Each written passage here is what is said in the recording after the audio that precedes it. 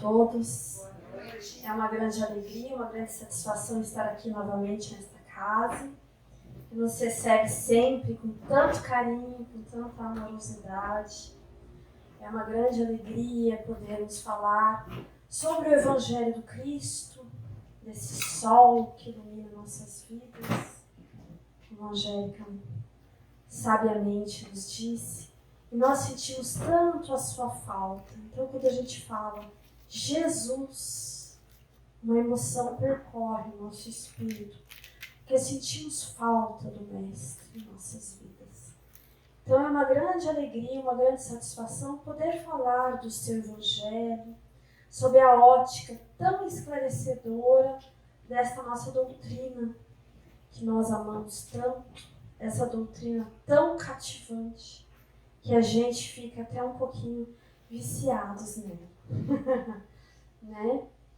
E hoje estamos pensando em discorrer a respeito do bom ânimo, porque nos dias atuais, perante tantas coisas tristes que chegam até nós, informações deprimentes, informações de guerras, de tristezas e coisas assim, às vezes tão esdrúxulas que chegam até nós, a gente pensa, meu Deus, o que está acontecendo com o mundo?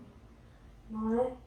E esquecendo que Jesus está no leme. Não importa se tudo está uma confusão lá fora, né? A gente lembra daquela passagem que os apóstolos estavam todos pescando no mar da Galileia, no mar de Tiberíades, aquele lago de água doce, muito viscoso, e uma tempestade, porque tem uma corrente de ar, de ventos, uma configuração, né, geográfica, e uma tempestade. E Jesus dormia no barco. E ali, um barco ali atrás. E os apóstolos acordam o mestre, desesperados, com medo, angustiados por conta daquela tempestade, daquelas ondas e tudo mais. E como o mestre se utilizava de tudo para nos educar, para nos auxiliar nesse processo de aprendizagem, ele vira para os apóstolos e conta a história da semente de mostarda. Se nós tivéssemos a fé de um tamanho, de um grão de mostarda, poderíamos mover as nossas montanhas de angústia, as montanhas de medo, de insegurança. Tudo isso de um lado para outro, daqui para lá. Então, tudo na fala do Mestre Jesus é ensinamento. E ele vem com essa frase, que está em João, capítulo 16, versículo 33, onde ele nos diz: no mundo tereis aflições. Tendes bom ânimo, eu venci o mundo. E aí, nós vamos naquela questão, no livro dos Espíritos, a questão 920. Mas a gente não precisa ir nessa questão para saber a resposta dessa questão, dessa pergunta. Kardec perguntou aos Espíritos: o homem pode gozar sobre a terra de uma felicidade completa? Se nós presenciamos tanta dor, tanta iniquidade, tanta injustiça, tantos conflitos, às vezes próximos, nossos vizinhos, na nossa própria família, tantas situações tristes, será que a felicidade é deste mundo? Será que nós podemos ter essa felicidade completa aqui? E a resposta foi não, visto que a vida lhe foi dada como prova e expiação. Mas depende dele, do homem, da mulher, do ser humano, amenizar os seus males e ser tão feliz quanto se pode ser sobre a terra. Então há uma felicidade que nós podemos alcançar aqui. Há uma felicidade. Ela não é essa completa, que a gente não consegue nem imaginar como que poderia ser. Mas nós temos momentos felizes. À tarde com a netinha, fazendo bagunça, né? Fazendo suas artes. Né? Assim, a gente vai, percorre a cidade, está cheio de árvores, né? De quaresmeiras. Vocês sabem, né? Aquelas roxas em flor.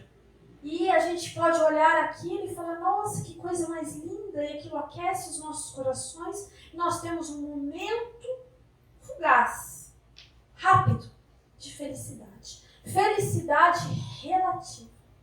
Mas aí nós precisamos lembrar que somos espíritos imortais. Nós que temos o conhecimento da doutrina, nós sabemos, nós somos espíritos imortais. Perfectíveis. Capazes de nos tornarmos perfeitos. Numa jornada evolutiva aqui. Então, é apenas as coisas de caráter espiritual que realmente vão nutrir e vão nos trazer essa felicidade relativa. Mas nós, muitas vezes, nos deixamos levar pelas miragens da terra e buscamos a felicidade em algo diferente disso. Em coisas, prazeres relativos à matéria. Aqueles prazeres tão... Sabe, a água do mar que não dessedenta. Então você está com sede, você bebe aquela água, querendo matar a sua sede, mas ela aumenta a sua sede. Não te satisfaz. Não é isso que nosso espírito quer e precisa. Então aqui, os espíritos nos esclarecem que depende de nós amenizarmos os males e depende de nós sermos tão felizes quanto nós podemos ser aqui na Terra. Mas é a partir do momento que nós começamos a enxergar o objetivo dessa nossa jornada. O objetivo que nada mais é do que alcançar ou chegar próximo daquele reino prometido por Jesus. Aquele reino dos céus. Aquela felicidade completa. E cada vez que nós vamos nos despindo das nossas imperfeições movidas pelo orgulho, pelo egoísmo, cada imperfeição que superamos, angariamos uma felicidade, angariamos uma alegria. Além de uma virtude, angariamos uma alegria. Isso está lá no livro Céu e Inferno, um capítulo que eu adoro. Convido vocês todos a lerem depois, que é o Código Penal da Vida Futura. Neste capítulo nós vamos, Kardec discorre sobre isso, sobre essa questão aqui que os espíritos estão dizendo. Não, pois a vida lhe foi dada como prova e expiação. E aí nós começamos a entender o que é prova e o que é expiação. E podemos olhar para nossas próprias existências atuais e avaliarmos, né, o que está acontecendo. Porque a prova é aquela... Nós estamos todos na quinta série. Quinta série, lembra? Quinta série era uma época gostosa. Estava lá na quinta série, Angélica. Quinta série. E aí, muitas matérias difíceis e tudo mais, e as provas e tudo mais. E a gente quer passar de ano no final. Nós queremos passar de ano para a sexta série.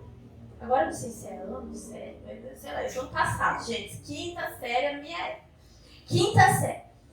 Aí, o que acontece? Nós vamos fazer uma prova para avaliar o aprendizado, para avaliar o nosso aproveitamento aqueles ensinamentos. Para avaliar se eu realmente aprendi. Porque quem assistiu aqui o filme Nosso Lar 2? Eles fazem planos, prometem. Nós fazemos planos e prometemos antes de encarnar. A gente pega lá a nossa ficha e fala, nossa Senhora, eu dou conta, vou fazer tudo isso daqui, vou cumprir isso e mais um pouco. E fazemos promessas. Né? E daí a espiritualidade olha assim e fala, não, calma. Olha, desses 100 tópicos, vamos pegar um só. Esse aqui, nossa, então esse aí, nossa, é fácil. Se tinha 100, agora tem um, vou dar conta. E aí a gente faz a promessa e vem pra cá. E daí estamos na 5ª série. E precisamos provar que estamos dando conta desse um tópico. Essas são as provas. Agora, as expiações é quando eu já... Gente, na minha outra encarnação, hoje nós somos todos, né? Eu não falo só de mim, não. Todo mundo. Nós todos somos a nossa melhor versão. Porque na vida anterior a gente não era meio carne de pescoço. Sabe carne de pescoço? Eu sou vegetariana, mas a carne de pescoço ela é meio durinha. Ardidinha, né? Difícil. Então, na outra encarnação nós éramos assim. Então eu não preciso ver, quem será que eu fui na outra encarnação?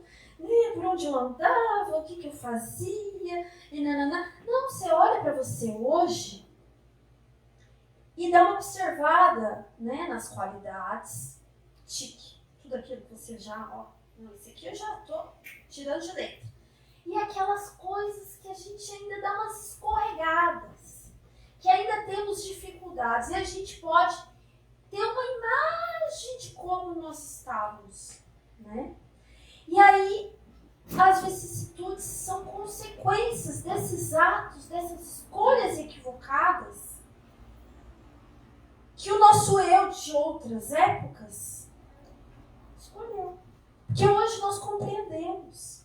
Hoje a gente está querendo. Nós estamos querendo sermos melhores. Nós estamos querendo. Então a gente quer consertar.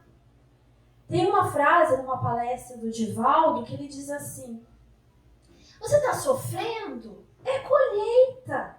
Plante agora amor, que você colherá amor mais tarde. Então, essa colheita, que você fala, nossa, mas de onde surgiu isso? Surgiu de né?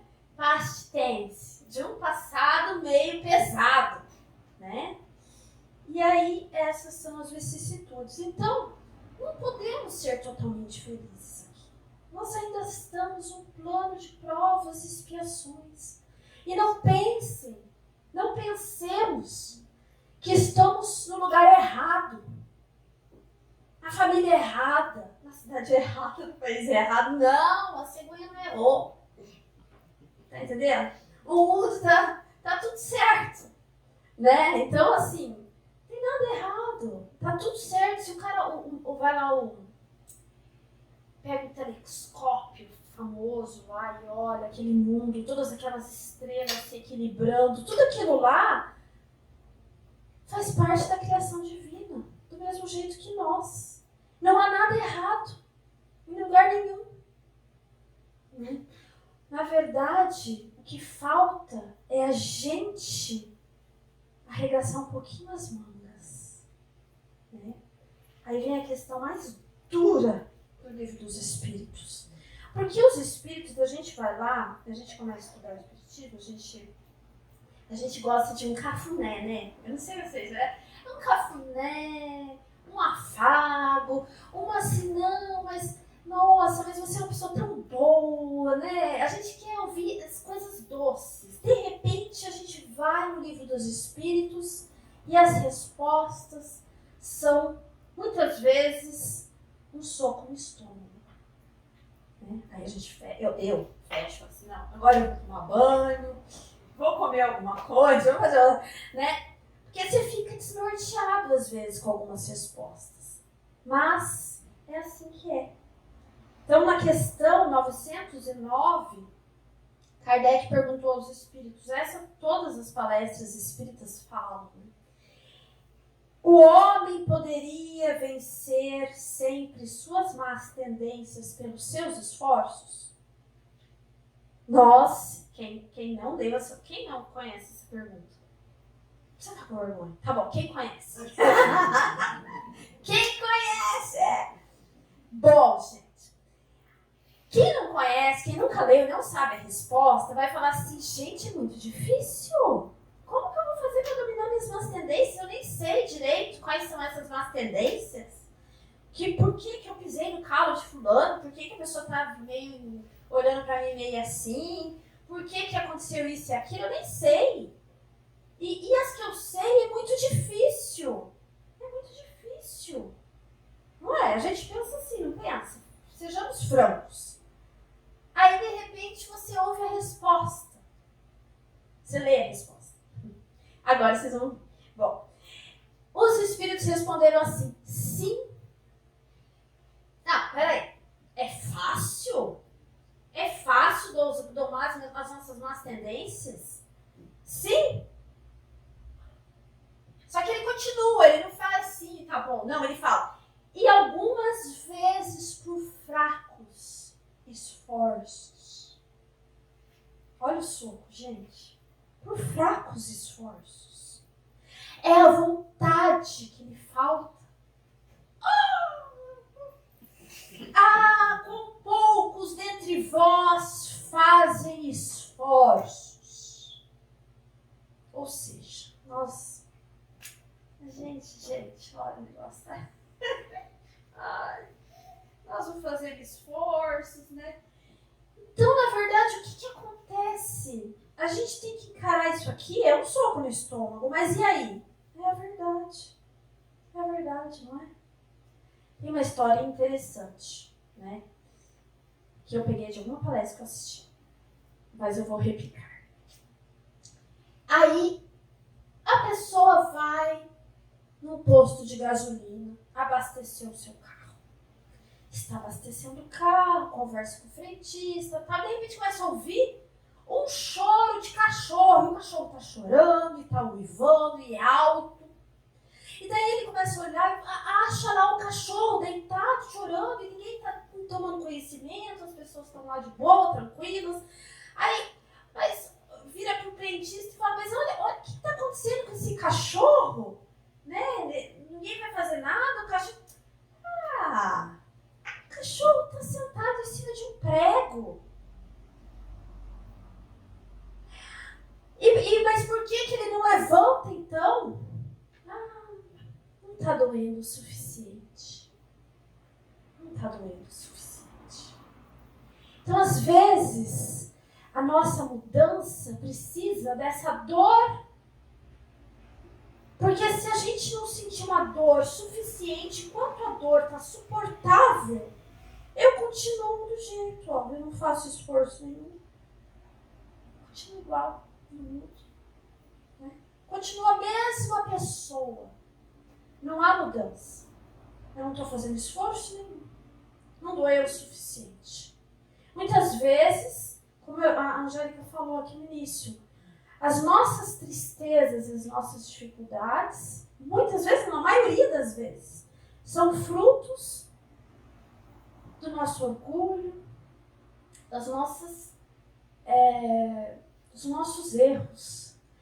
Daquilo que Emmanuel diz no Fonte Viva, numa lição belíssima, ele fala o fundo lodoso do nosso ser. O fundo lodoso. Porque é como nós somos assim. A gente olha um rio aqui, um lago. Você olha, ai, que lago lindo, olha as carpas. Todas nadando, coloridas. E a água transparente. Aí uma criança, sempre uma criança, né? Espírito mais jovem. Aí pega uma madeira e começa a fazer assim no lago. Aí daqui a pouco aquele lago que era transparente, o que acontece com ele? Fica tudo mal. Porque a terra somos nós. A gente olha, a superfície é transparente, translúcida, é a coisa mais linda. Mas o fundo é aquele ser que está precisando ser trabalhado. Aquele ser de várias encarnações, com as suas mazelas, com os erros que se repetem, aquele que a gente sempre fala, o homem velho, né? As nossas tentações, né? Como é que Jesus falou para nós? Vigia e orai, para não cairdes em tentação. A tentação vem de fora? A tentação vem de fora? A tentação vem de fora? Não. A tentação vem desse fundo lodoso aí. Ó. A tentação, ela está dentro de nós. Por isso que nenhum de nós passaremos pela nossa encarnação na Terra sem sermos atingidos pela tentação, pela aquela vontade de errar, por aquele momento das escolhas equivocadas, porque essa tentação está dentro, ela convive conosco. É como aquela historinha do lobo, né? Qual lobo você alimenta? Você está fazendo o que para dominar esse seu ser interior? Modificar as suas más tendências. Usando quanto da sua vontade? Quanto nós estamos usando da nossa vontade para realmente nos modificarmos? Então, voltando à frase que dá título à nossa reflexão,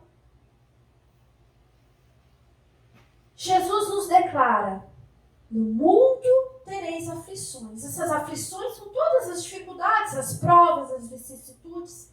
Esse domínio que a gente tem que ter o tempo todo sobre as nossas tentações, sobre as nossas más tendências. Essa questão que a gente tem que controlar esses ímpetos, às vezes, que tomam conta do nosso espírito. Mas ele diz: tendes bom ânimo. Só que esse tendes bom ânimo tem uma charada. Como as palavras do Cristo sempre têm. Tudo tem um significado. Vejam, ele diz assim, em outro momento: pedi e obtereis. Ele não diz: fica de boa, você vai receber tudo, nós estamos aqui para te ajudar, para te servir. Fique tranquilo, tudo vai passar, vai passar sim. Mas você precisa fazer um movimento. Porque nós sabemos que nós não estamos fora de Deus. Muito pelo contrário, nós estamos imersos em Deus. Dentro do seu amor. Somos filhos, filhas do seu amor. Criados pelo seu pensamento. Pelo seu amor. Estamos imersos. Quem que se afasta de Deus, então? Somos nós. Nós nos afastamos. Então, nós estamos a uma prece de distância do consolo do Pai. Nós estamos a uma prece de distância do seu amparo e do seu amor. Mas esse movimento da nossa alma, que jornadeia do início aqui, de onde nós fomos criados, simples e ignorantes, buscando aquele local, aquela perfeição. Um dia todos nós seremos anjos. Nós estamos chegando lá, né? Mais próximos do início do que, né? Mais próximos do início. Mas, enfim, estamos jornadeando. Estamos buscando. Só que como criaturas que engatinhamos ainda, como uma pequena criança ainda, sem entender tantas coisas, perdidos, sem conseguir amar. Estamos aqui todas as lições do Evangelho são exemplos, formas de exemplificar o amar a Deus sobre todas as coisas e o próximo como a ti mesmo, que a gente não entende. Então tem que fazer vários exemplos. Tem que fazer o Sermão do Monte com várias etapas para que nós possamos, mais de 2000 anos ouvindo isso. Mas vocês têm dúvida que somos nós os mesmos daquela época? Não há dúvida, somos os mesmos. Nós somos os trabalhadores da última hora. somos chamados há muitos anos, muitos séculos. Agora a hora se finda. Vamos ouvir o chamado? Vamos seguir? Só que Jesus nos chama pedindo uma atitude. A nossa força, a nossa vontade tem que ser ativa. Então eu preciso pedir. Eu preciso buscar. Pedir. Pedi e obtereis. Buscai e achareis. Tendes bom ânimo. O tendes é o do verbo ter. Possuir. Para eu possuir algo, eu preciso de um esforço para conseguir esse algo. Eu precisei de um dinheiro para ir comprar essa pasta. Eu trabalhei para juntar o dinheiro para comprar essa pasta. Então, para eu conseguir esse ânimo, eu tenho que conseguir ele na unha muitas vezes. Eu tenho que fazer um movimento do meu ser, da minha alma, buscando esse ânimo. Às vezes nós estamos tão isolados, desamparados, deprimidos, tristes, desconsolados. Mas é necessário que algo, e a gente tem essa capacidade, porque somos deuses com D minúsculo. A lei divina vibra dentro do nosso ser, na nossa consciência. Nós podemos tudo. Uma fé do tamanho de um grão de mostarda, não dá para enxergar de tão minúsculo. Eu poderia mover montanhas imensas. A gente não acredita. Como nós precisamos da fé, fazer brotar essa fé verdadeira dentro de nós. Essa fé que não titubeia. Porque se eu titubeio, se eu duvido, eu não tenho fé. A minha fé é vacilante. Eu preciso ter fé. E isso tudo é um processo. Né? É um processo do nosso espírito. Né? É um caminhar. A gente começa entendendo. E aí a gente vai trabalhando. Aí nós vamos nos modificando. E a gente vai caminhando. Então, de repente, para eu conseguir esse bom ânimo, eu preciso arrastar o pé. Eu não consigo dar um passo, mas eu arrasto. Eu não consigo, de repente, fazer grandes coisas, mas eu levanto da minha cama, eu tomo um banho e escovo o dente. Se o meu estado é depressivo a ponto de eu precisar de um atendimento médico, eu vou até um atendimento médico. Por quê? Porque a ciência foi dada por Deus. E a ciência está aí, com medicamentos, com muletas que a gente pode usar, com coisas que nos beneficiam. Então, não fechar os olhos para isso. Né? Então, é uma forma de adquirir esse ânimo também. Né? Então, a palavra do Mestre, ela é uma palavra de consolo, mas ela é uma palavra que busca atitude. Porque se nós queremos todos sermos felizes, porque isso é uma pergunta que se a gente fizer, quem quer ser feliz? Quem assistiu o filme? Alguns ergueram. Quem sabe a resposta? Quem leu? Quem quer ser feliz? Todo mundo ergue. Não há dúvida, todos queremos sermos felizes. Mas nós precisamos caminhar.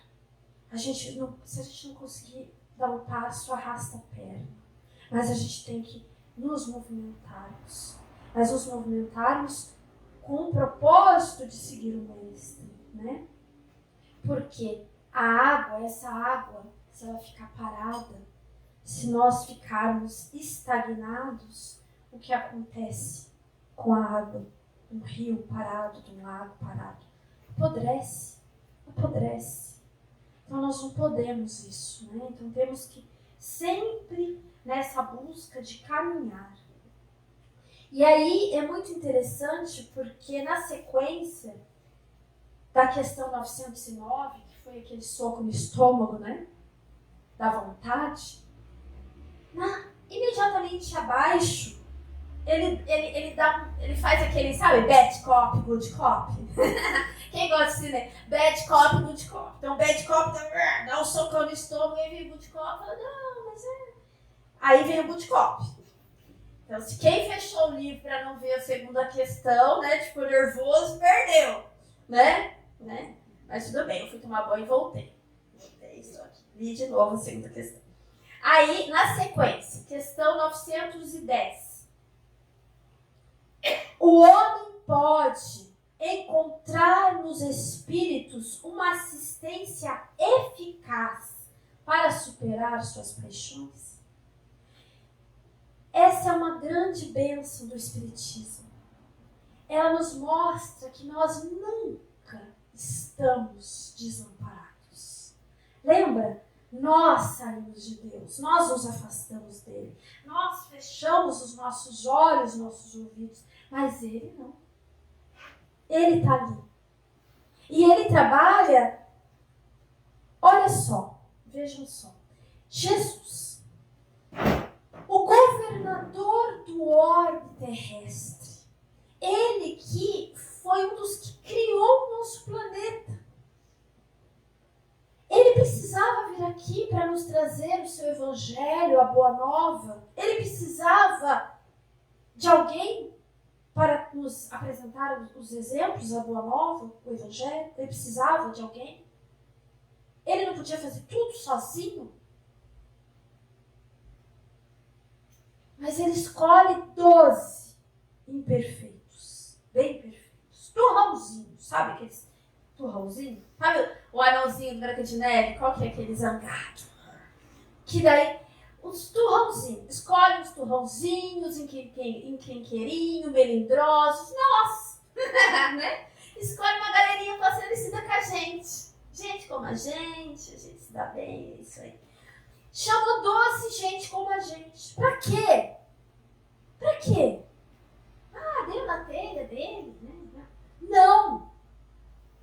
Para nos mostrar que apesar da evolução ser feita individual, eu vou exercitar meu livre-arbítrio. Eu vou escolher isso ou aquilo. E vou ter o mérito da escolha, se for positiva, se for negativa. E vou ter as consequências, o plantio também. Então, é individual. Mas, ao mesmo tempo, ela é coletiva porque é feita em conjunto. Um ajudando o outro. Então, um ajuda o outro nesse processo. A gente vai lapidando as nossas arestas na convivência com as pessoas. Porque às vezes a gente acha que a gente que é a pessoa legal, o outro é difícil, mas na verdade às vezes é a gente que é a carne de pescoço. Somos nós, né? Então, essas arestas vão sendo lapidadas e é um ajudando o outro. E nesse espírito, os nossos irmãos mais velhos de jornada, aqueles espíritos que começaram aqui, porque não há privilégios na criação divina, eles começaram aqui também, simples e ignorantes, e alcançaram a angelitude hoje. Hoje eles estão lá. Eles se voltam para nós e vêm nos dar o seu apoio, o seu amor, o seu carinho. Basta que nós façamos um movimento de buscar, de pedir. Eles estão ao nosso lado. Olha que bênção, que alegria nós termos um anjo de guarda, um mentor espiritual ao nosso lado. Basta que nós olhemos para ele e nos conectemos. Busquemos suas orientações, os seus conselhos, e nós vamos receber, né? E olha só a resposta, dei todo esse... Para chegar na resposta. A resposta é... Vamos ver a pergunta de novo, que eu acho que vocês esqueceram, né, a pergunta. O homem pode encontrar nos espíritos uma assistência eficaz para superar as suas paixões, suas imperfeições, as suas dificuldades? Se ele ora a Deus e ao seu bom gênio, ou anjo da guarda, como queiram, com sinceridade, os bons espíritos virão certamente em sua ajuda, porque é a sua missão. Coitadinhos, né? Aí não é fácil, né? Ai, gente, mas olha, eu quero ser um anjo da guarda para ter essa missão também, cansativa, de ficar com gente chata, cuidando de gente que não segue as nossas intuições, sabe? Que não querem ouvir, que a gente fala 50 vezes a mesma coisa, não é?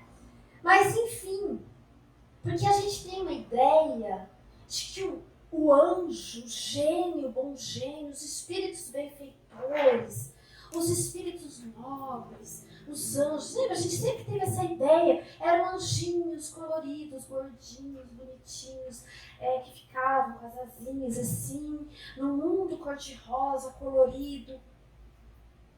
Mas, na verdade, eles são forjados no aço. São espíritos forjados no aço. Quem gosta de cinema aqui, eles têm o perispírito, o esqueleto de adamantio. Que ninguém assiste cinema, ninguém dá risada na minha piada, não tem graça. Gente, Wolverine, lembra o esqueleto dele? Então, os anjos são assim, porque eles passaram por tudo isso, toda essa jornada, por tantos erros, tantos sofrimentos, tantos arrependimentos, tantos desvios de jornada, tantas provas e vicissitudes como nós. Por isso o olhar misericordioso e paciente que eles têm com os nossos erros, né? Olham para nós como aquela criança que está aprendendo a andar, daí engatinha, cai, bota o dedão na tomada. Alguém olha com braveza? Não, a gente olha, né? É uma criança e vai corrigindo, e é assim. E é assim. Quem sabe um dia a gente também vai olhar para os nossos irmãos que estão fazendo erros, às vezes, tão horríveis, que nós consideramos tão abomináveis e grosseiros, como os anjos olham, porque é assim que eles olham. Tem um livro muito interessante, chama Verdade... sou péssima de nomes. Peraí. É um livro, gente, Angélica, me ajuda, pelo amor de Deus. É um livro do Emmanuel, Verdade e Vida, Consciência. Então, enfim, é um livro que ele, na verdade, na introdução, ele fala que é um roteiro para o espírito reencarnante. Por isso é um livro legal para eu editar, para dizer para vocês, indicar. Um livro muito legal. Ele é feito de tópicos que a gente precisa dominar na nossa vida, que são momentos difíceis que a gente vai ter que lidar. E olha por que eu vou dizer sobre esse livro. Então ele tem cada um dos tópicos, tipo obrigação, compromisso, casamento, família, profissão, vários temas. E o último deles é amor. Texto. E Emmanuel diz no prefácio que veio de uma cartilha para os espíritos reencarnantes, que ele dava tipo uma palestra com aqueles temas, enfim. Amor. Aí tem uma frase que, gente, me tocou profundamente, não sei se vocês vão sentir também serem tocados com isso, mas Emmanuel diz assim, que Deus ama da mesma forma, com o mesmo amor, o verme que está lá rastejando dentro da terra, com o mesmo amor que ele ama o anjo que cuida do verme. Aí é outro livro que a gente fecha, dá uma respirada, né? Porque... Então, é muito amor, é um amor que a gente não está entendendo. Nós ainda estamos aprendendo a amar. Então a gente vai, faz uma caridade, vai, pratica, faz uma evangelização. A gente está aprendendo como amar. É um amor assim, é uma plenitude. Mas... era isso que eu tinha a dizer para vocês. Eu acho que eu ia falar mais alguma coisa, mas o meu horário já deu, né? 5, né? 5, né? Então, 5 eu posso fazer um texto para funcionar de prece final? Pode? Então, vamos ajeitar nas cadeiras. Vamos nos ajeitarmos, fecharmos os nossos olhos, nos conectarmos a essa equipe de trabalhadores dessa casa. Vamos nos conectarmos com o nosso anjo da guarda, fazermos as pazes com ele, Falamos, não, eu te amo, você me ama, eu te amo, vamos ficar juntos, me ajuda nessa jornada, me ajuda a ser melhor do que no passado. Vamos nos conectar com o nosso Mestre Jesus. Ele que disse que sempre estaria junto de nós quando nós estivéssemos estudando o seu Evangelho, orando junto dele. E vamos então nos sentirmos e reflexionarmos as palavras belas e convocadoras de Meimei. Meimei, texto, agora, psicografia de Chico Xavier. Ela nos diz assim: se a consolação do Evangelho nos visitou a alma, se a bênção da fé nos ilumina, se a nossa confiança permanece restaurada, se a fraternidade é o ideal a que buscamos, agora realmente a nossa vida aparece modificada. Agora conhecemos, agora temos e agora somos. Porque em Cristo nossa alma sabe o que deve fazer. Recebe do céu o suprimento de recursos e valores de acordo com as nossas próprias necessidades. E é detentora de bênçãos e dons que nem todos de momento conseguem desfrutar. Antes, seria difícil a tarefa do auxílio. Nosso horizonte jazia velado pelas trevas. Crisálidas da inteligência, descansávamos no casulo da ignorância. Agora, porém, o Senhor, utilizando 1000 pequeninos recursos, acendeu a luz do conhecimento divino em nosso espírito. E com a visão mais alta da vida e do mundo, cresceram a nossa vontade, a nossa importância de pensar e a nossa responsabilidade de viver. Se já te encontraste com Jesus, não te queixes. Ontem poderias alegar fraqueza e desconhecimento como pretextos para ferir ou repousar, fortalecendo o poder da inércia ou da sombra. Hoje, porém, é o teu dia de servir e de caminhar. Que Deus nos abençoe a todos. Muito obrigada pela atenção.